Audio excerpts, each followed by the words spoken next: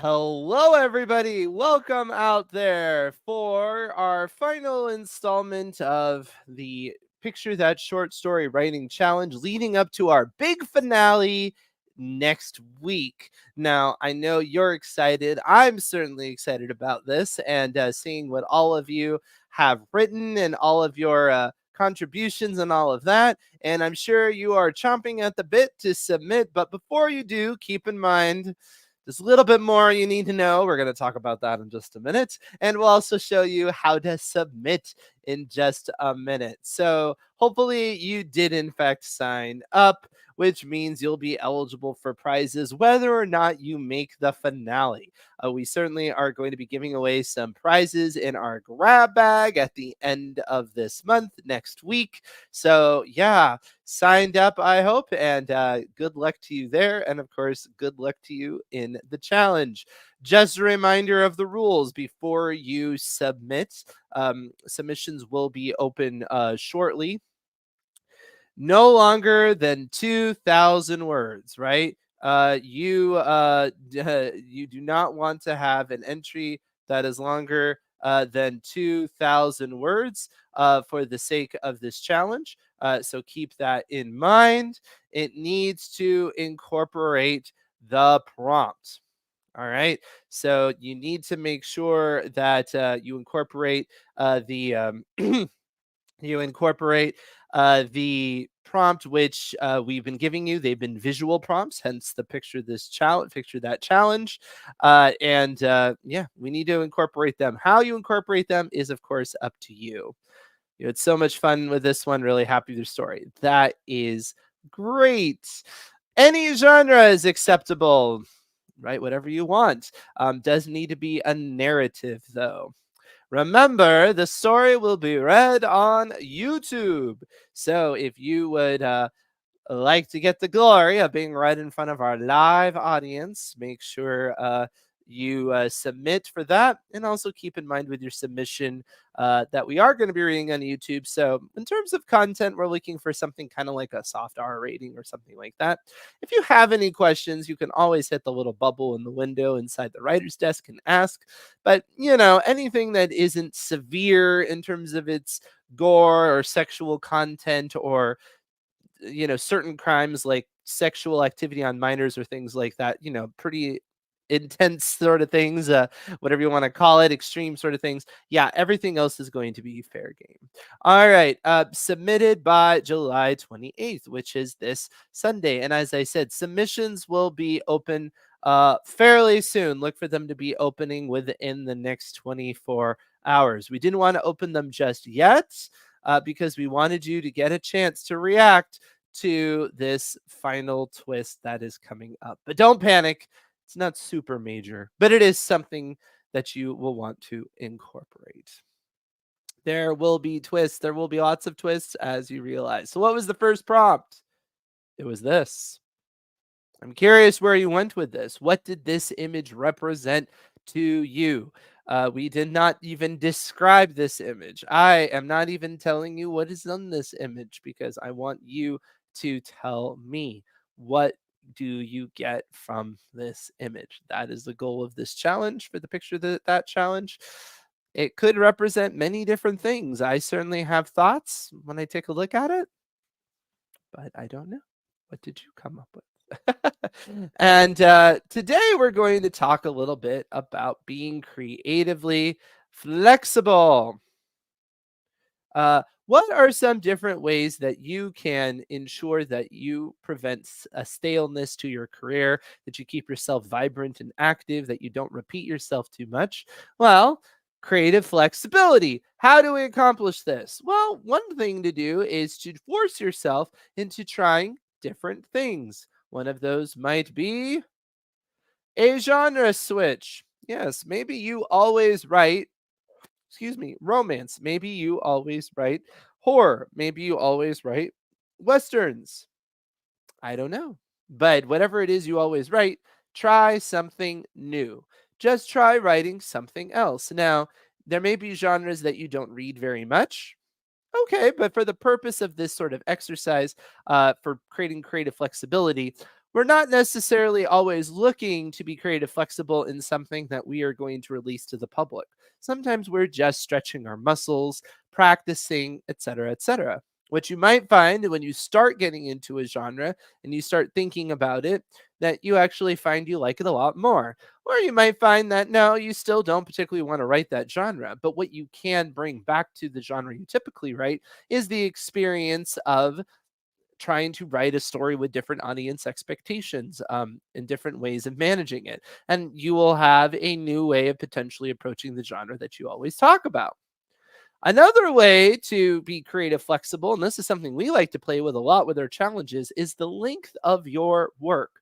If you're always writing long books, write a flash fiction piece. If you always write a flash fiction piece, write a short story. Consider things like that. Also, consider length of work within the work. Ask yourself, do I normally write 3,000 word chapters? Write a 1,000 word chapter. Do I normally average 11 words per sentence? What would it be like if you average 9 words per sentence? Some of this is a little bit arbitrary in that you're just switching things up. But again, it's about being creatively flexible. And you can ask yourself, well, what would happen if I did that? Right?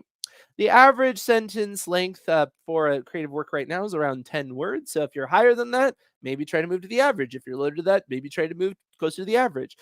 It's worth it to try because, we just recently had a pulse pounding fiction challenge where we made everybody write shorter sentences.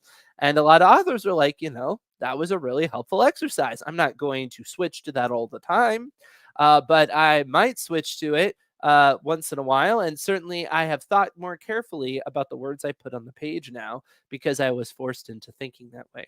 Again, sometimes it's just a matter of adjusting your habits, adjusting your thinking, again, for the sake of reducing staleness and growing as an artist. Consider collaborative writing. There's the old what is it called?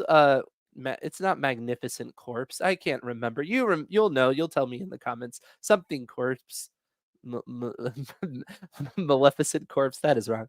I'm just gonna say silly things that are not what it is.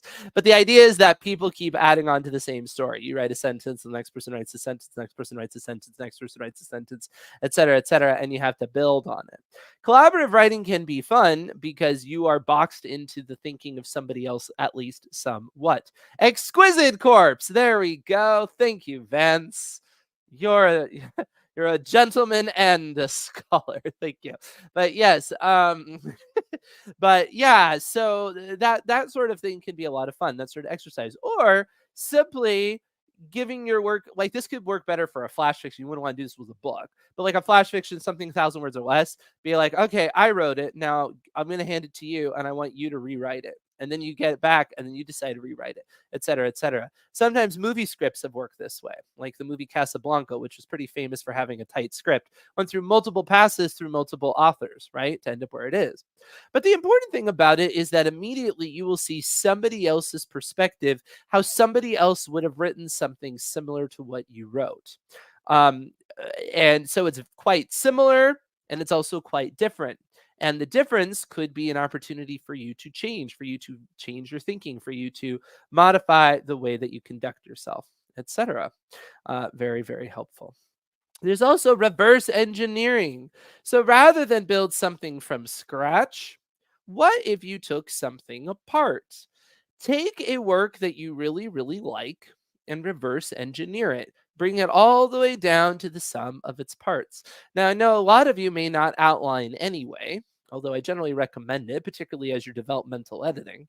But what you really need to learn how to do is how to extrapolate from the whole the parts, because this is what you're going to need to do for your own work. And then what you can do is you can extrapolate it down from its parts, and you can keep going more and more and more and more till you have a very abstract version of what it is. And then you can start there and build something from that. That can be a very interesting exercise. Again, this may not be something you would release to the public because you may not be able to make it enough of a transformation to feel that it's not too similar to the original to be considered fully creative, but it is a great creative exercise for you to learn from the masters. Why were you so affected by something? Why was it so emotionally moving? Again, if you break it down to its parts, abstract them to the point where, like for example, let's imagine it's some sort of romance, right? Well, you would start it out with, okay, it's not the meet cute is he accidentally spills coffee on the person. It'd be like the meet cute is they accidentally do something embarrassing. And let's go a little bit further. They do something embarrassing perhaps in a specific environment. Maybe the fact that he spilled coffee, well, the story premise is about a coffee house or something like that. And so he does something embarrassing in the place that usually provides the female interest comfort, right? And that could take a lot of different approaches. And if you take a story you really like and you extrapolate it out to that level, well, you can make your own rendition about it. And you can be quite transformative. I don't think that's something that you wouldn't necessarily be able to release because you're going to make substantive changes from the original. But like I said, even if you didn't want to, if you found that to be not the process you'd want to use to create an original work, what it can do is stretch your muscles, teach you new things. You might approach a story in a different way because you're basing it on how somebody else approached how to get that reaction.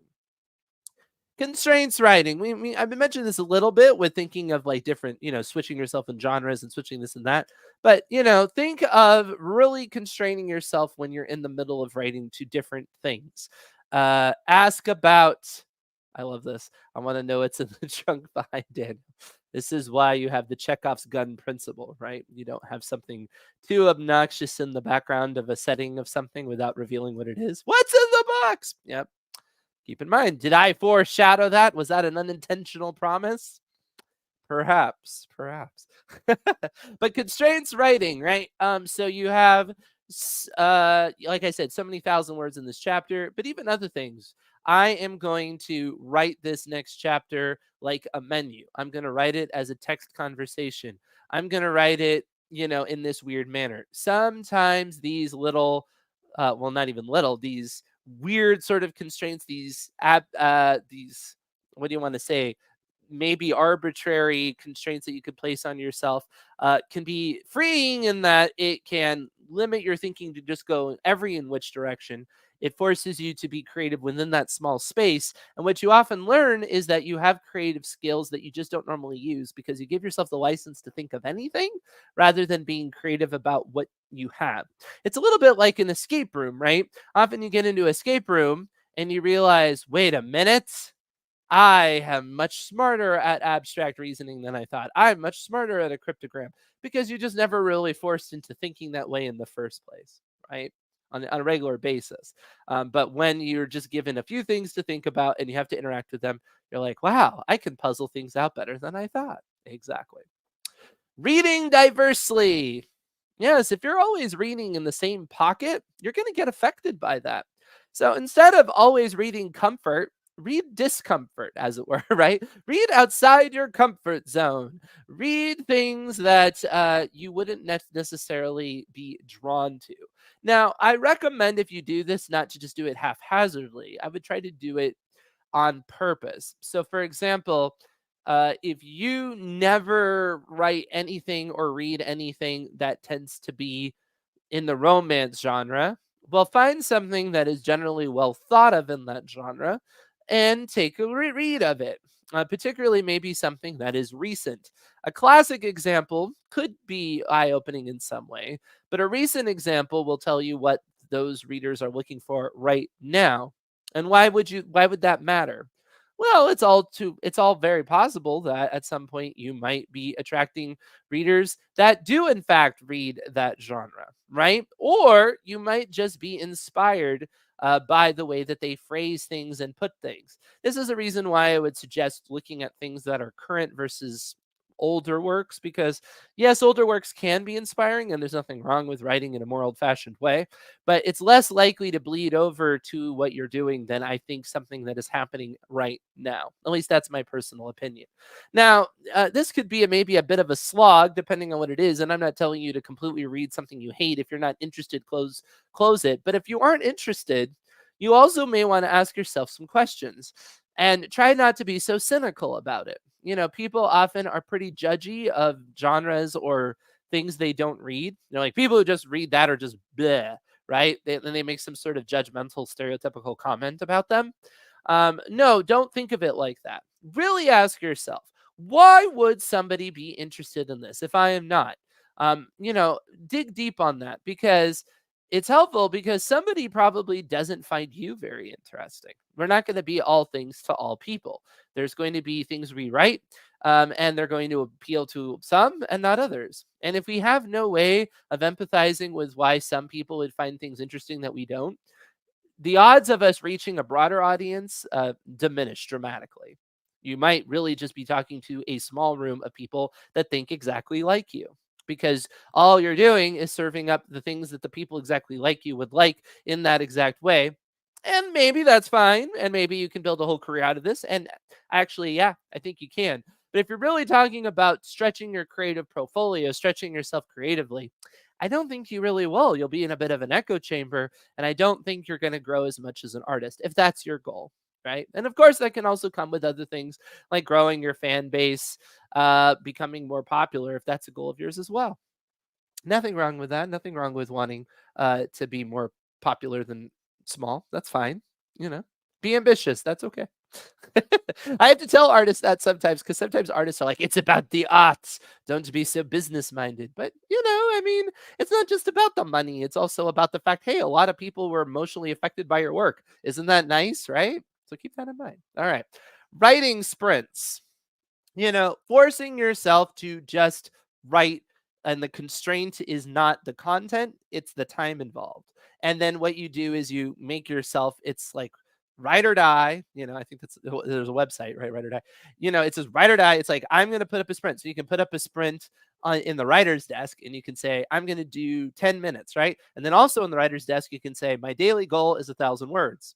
And what you can say is, I don't care what happens. I don't care if I put absolute garbage on the page. I am going to write 10,000 words. Now, what I mean by that is, or 1,000 words, not 10,000 words in an hour. That'd be impressive. 1,000 words. Now, what I mean by that is not, lorem ipsum or whatever. I mean literal words that should at least somewhat fit what's going on, but it can be kind of stream of consciousness, and you can force yourself to essentially write badly. Something I often tell artists is one of the best things you can do for yourself is to overcome embarrassment by making yourself embarrassed. Now, I know that nobody has to see your first draft. And in fact, probably nobody should see your first draft. I'm not even sure if you should. I'm kidding.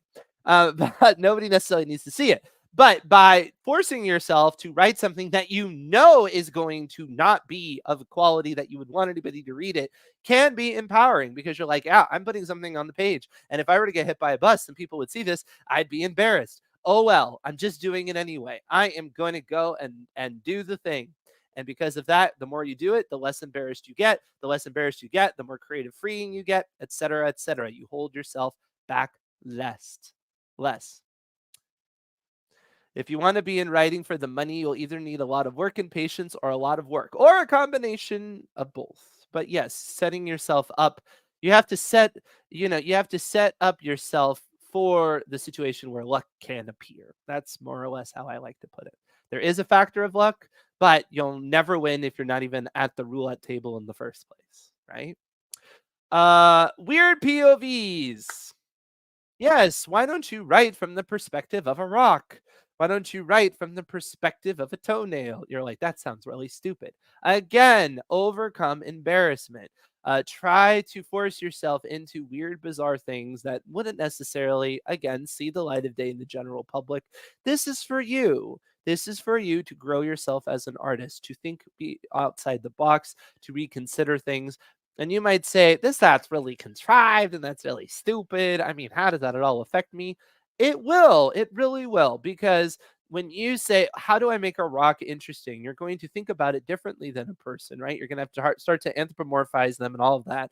And that's a lot of work and that's a lot of effort if you want to try to do it properly. And then once you're done with all of that, the fact that you have gone through all of those exercises with a rock is, in fact, going to come into play when you write a person again. Just trust me on this one. Try it. Prove me wrong. Be like, yeah, Daniel, I wrote about a rock and I don't feel any better. I don't think you will. I don't think you will. But feel free to let me know. Also, consider writing multiple endings. Even if you like your ending, just write more and then write another one and then write another one. Endings are something that are very easy to just settle on because you just want to be finished. And this is a way that you can creatively trap yourself. You always kind of write endings that are similar. They always kind of work out in the same way. They button up kind of the way you would expect. So ask yourself, if I was a different sort of writer, how might I do it? Maybe your endings are always really happy. Maybe you should write a sad ending or at least a melancholy ending. You could even write a tragic ending. And again, this wouldn't necessarily be an ending you would ever want to do, but just write it because you might decide, you know what, that isn't the right ending for this piece. It's silly, it's out of place.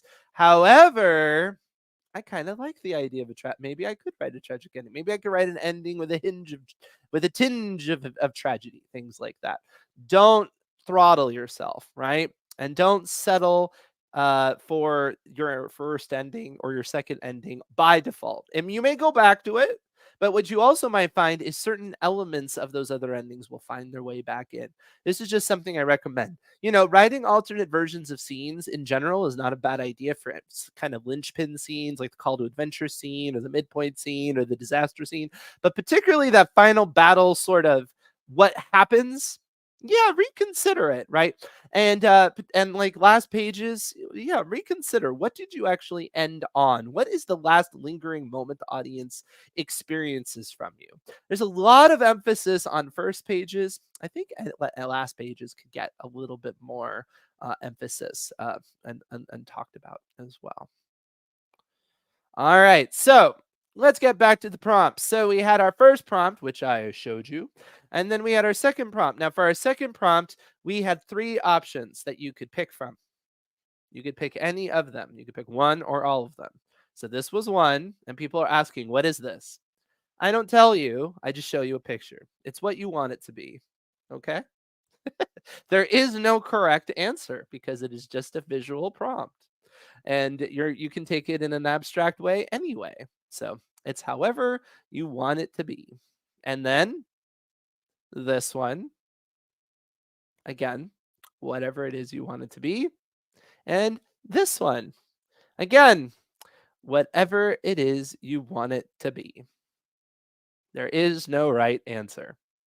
I know. Frustrating, but for artists, there is no right answer. But no, ultimately for this challenge, there isn't. The right answer is what you're going to say it is to you, right? You want it to be a pepperoni pizza. If you think this looks like a pepperoni pizza, if you can justify it in your text somehow, feel free. I'm sure somebody might be able to make a pepperoni pizza that looks like that. I've seen all kinds of weird gastronomy going on. Fair enough. I don't know why you would particularly want to do that, Tim, but you're Tim. And I appreciate the fact if you want to talk about somebody who isn't afraid of putting himself out there and doing fantastic work because of that, I love how Tim pushes the envelope. He's a fantastic member of the community. All right. So the last twist. It's the final twist, right? I'm going to get like, this is taken down for copyright. Yeah, no, it wasn't that authentic. Are you, yeah, it's like, are you kidding? Did you hear that pitch? Okay. The last twist, the last twist of this challenge. Are you ready for it? Are you ready for it? I'm not going to give it to you right now. I'm going to talk about Story Sculptor. Story Sculptor starts tomorrow night at 6 p.m. It is a multi-day course which takes you from the first draft to the end flawless draft, right? Our goal is to help you with the editing process from start to finish. We have tips and tricks as well as interactive sessions, and you can get feedback. It's really, really cool. Tonight, for our AutoCrit members, a story doctor with me. So you can come and yell at me for being such a big tease. Yeah, I know. That's who I am. I'm so mean. Yep. I bet I think this dream is about me. I don't know why I'm in such a singing mood right now. It's because I told you not to be embarrassed. So now I'm just singing because I don't mind looking silly. I'm demonstrating. I'm demonstrating the power of overcoming embarrassment, right? I'm not the least bit embarrassed. Maybe I should be. But Story Doctor tonight at 7 p.m. Is it? No. Yes. Yes, 7 p.m. And that is for all AutoCrit members. So if you aren't an AutoCrit member, well, it's a perfect time to join us. You can join us for just $15 for a couple weeks, and you can get access to all of everything in the Writer's Desk, plus all of our member events, which includes tomorrow a really cool member event about choosing the best genre for your book. So I recommend coming to that. So this will be a event that tells you, before you publish it, before you start querying it around, how do you know what the best genre is for your book? Well, we are going to discuss it. And yes, you can see the upcoming member events here. If you're an AutoCrit Pro member, actually, if you're an AutoCrit Any member, you can see the events. You just only have access to them if you are an AutoCrit Pro member. All right. Wait, no, sorry. I don't know if you understand how much joy this gives me. It's probably unreasonable, but copy editing. That's the last thing I'm going to talk about, and then we'll get back to the twist. I promise. No, I really do promise. Saturday, we're going to talk about copy editing in AutoCrit 101. So, what does it mean? What's the difference between copy editing and line editing and developmental editing and blah, blah, blah, all of that? Well, Catherine is going to show you and how all of the Writer's Desk tools help with that. That being said, yes, it is time for the last twist. So, are you ready? I will admit before I show you, it is not super crazy. Okay. And maybe that's like, yay, it's not super crazy. Or maybe you're like, oh, I was hoping for something super crazy. I suppose I should say it's as crazy as you want to make it. The answer to what is the last twist is this. This is your last twist. Make of it what you will, everyone. What does this mean? I'll even remove myself from the image. There you go. Make of it what you will. This is your final image to incorporate into the work. Simple, but effective, right? I happen to like it a lot. Yeah.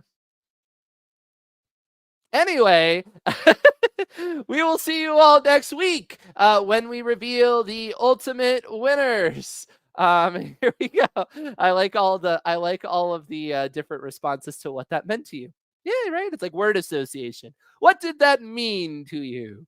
Feel free to throw that in. It was not a glitch. I was watching what was displayed. What was displayed was in fact correct. And what that meant to you is up to you and how you incorporate that into your work. It's quite abstract, so you have a lot of options as to how that gets incorporated in. That's kind of the goal. We didn't want the final thing to be something too specific, right? Not very specific at all, but something to incorporate. But yeah, so that is our final word association is a dangerous game, and I'm totally for it. I live dangerously, right? Let's get dangerous for you 90s kids out there. Uh, yes, AutoCrit. It's only because of all of you I can do what I love, which is get on here, joke around, laugh, have fun, give you these challenges, help artists grow, read exciting works on YouTube, all of the things. So thank you very much. Like and subscribe this stream if you'd like to see more. We, of course, will have more sessions, more educational sessions on here, more author tips, more challenges, all of the things. Join us if you haven't in the AutoCrit community because it's a blast. You can see the chat. Everybody has such a fantastic time, and you'll grow as an artist like you wouldn't believe. So feel free to do that. Catherine threw in, we have a great deal right now that is 50% off for the first 2 weeks. So yeah, check it out. It is all the time. It is the right time to join us. Submissions are not available just yet. Hold that thought, but they will be available soon. Oh, and let me show you where you will do that. I did forget to do that. So let me demonstrate that if I can really quick here. So when you want to actually submit, hold on here. I need to chop this up. Let me zoom out a little bit. I need to make it a little bigger. Okay, there we go. I feel like Minority Report, and I'm like expanding screens and stuff. That'd be really cool if I could do it in front of my face. Somebody invent that, please.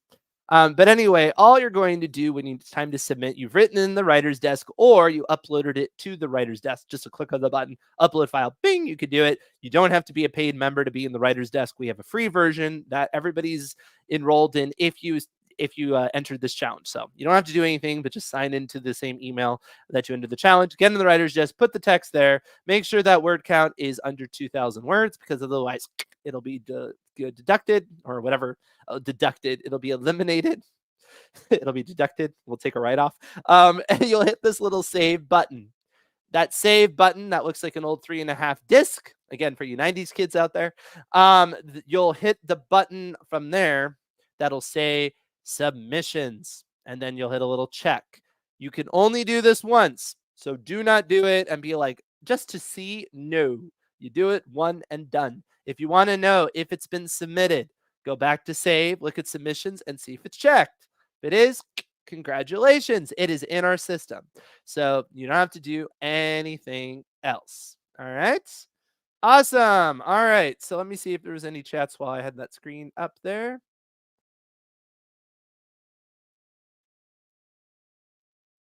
Yep. All right. Yep. So it will be due on Sunday at 11:59 p.m. Eastern. Do not wait until literally the 11th hour because who knows what could happen. Remember, all kinds of crazy stuff happened. We just had all those IT problems in the world a few, days ago. Don't wait until the last second. Yeah. So we don't want anybody to miss out. So, feel free to do it at any moment. Again, within the next 24 hours that it's going to become available. So if it's not up just yet, don't panic. It'll be up in just a second. All right. Anyway, you have a wonderful week. I will see you all next week. Bye, everyone. Have a wonderful